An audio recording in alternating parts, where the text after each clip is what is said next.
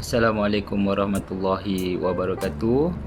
Baiklah, hari ini saya akan bercerita berkenaan kognitif dan pembuatan keputusan dalam aspek ergonomik.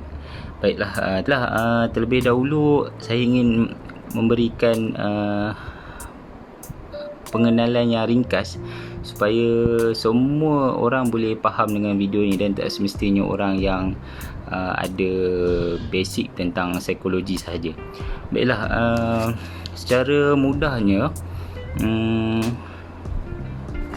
kognitif dalam aspek ergonomik ni ialah kita mengkaji tingkah laku dan aspek pemikiran di antara individu dengan persekitaran fizikal dan juga sosial, dan melalui perkara tersebut juga terdapat pelbagai benda yang kita dapat laksanakan daripada elemen ataupun aspek tersebut. Antaranya ialah kita dapat mengembangkan lagi inovasi teknologi, ataupun kita dapat mereka bentuk tempat kerja yang berasaskan manusia, Dan apa sebenarnya kepentingan faktor manusia dalam kognitif ataupun dalam ergonomik ini. Dan first kali yang kita tahu, bila kita dapat bekerja dalam satu suasana yang merangsang kita punya elemen kognitif dan juga elemen pembuatan keputusan, kita akan dapat meningkatkan produktiviti, dan kita dapat dalam masa yang sama mengekalkan keselamatan dan memastikan tugasan yang kita buat tu seiring dengan kemampuan kita, dan berbagai-bagai lagi lah. Dan baiklah, apa perbezaan ergonomik fizikal dan ergonomik kognitif ni? Perbezaan dia yang paling ketarik ialah pada fizikal ergonomik ni kita sendiri tahu dia fokuskan kepada tubuh badan ataupun mekanik badan kita, dan ergonomik kognitif pula ataupun kognitif ergonomik ialah apa yang berlaku dalam otak kita semasa kita bekerja. Dan kognitif ergonomik ni juga sebenarnya secara mudah ia bergerak secara semula jadi dalam badan kita, dia secara automatik bila kita buat sesuatu pekerjaan. Dan dan yang lagi satu saya nak cerita apa contoh elemen ergonomik ni, kognitif dalam ergonomik. Salah satunya ialah kita dapat mencipta sebuah software yang mudah untuk digunakan oleh manusia.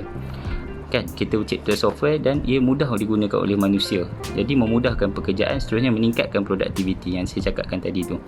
Dan lagi satu, mungkin kita mencipta sebuah ataupun satu papan tanda yang membolehkan majoriti individu akan ikut dengan apa yang arahan daripada papan tanda tersebut. Maksudnya papan tanda tu menarik dan orang minat untuk membaca, dan seterusnya orang mengikuti apa yang papan tanda tu arahkan. Assalamualaikum warahmatullahi wabarakatuh, dan salam sejahtera. Nama saya Muhammad Jamil bin Ahmad. Saya ingin membentangkan tentang aplikasi kognisi dan pembuatan keputusan dalam aspek ekonomi.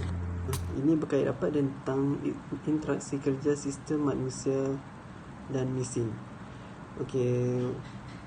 Sistem manusia dan mesin ini adalah satu kombinasi antara beberapa manusia atau beberapa mesin berinteraksi bagi menghasilkan satu produk yang diinginilah. Sistem mesin ini bersifat deterministik dan relatif tertutup, manakala sistem manusia pula bersifat terbuka dan probabilistik.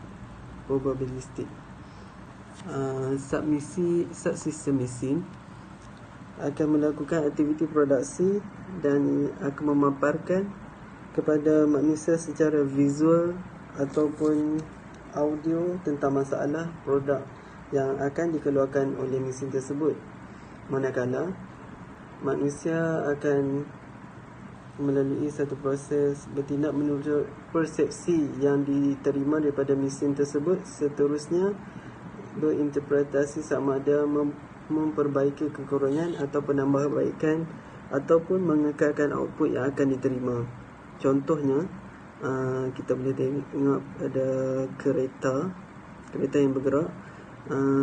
Manusia akan melakukan persepsi sama ada kereta itu bergerak dengan laju melalui meter yang dipaparkan oleh mesin tersebut, iaitu kereta itulah. Dan manusia akan membuat keputusan sama ada akan menekan pedal ataupun mengangkat pedal tersebut lah, supaya kereta itu pelan ataupun perlahan ataupun menambah kelajuan kereta tersebut. Okey, itu saja daripada saya. Terima kasih.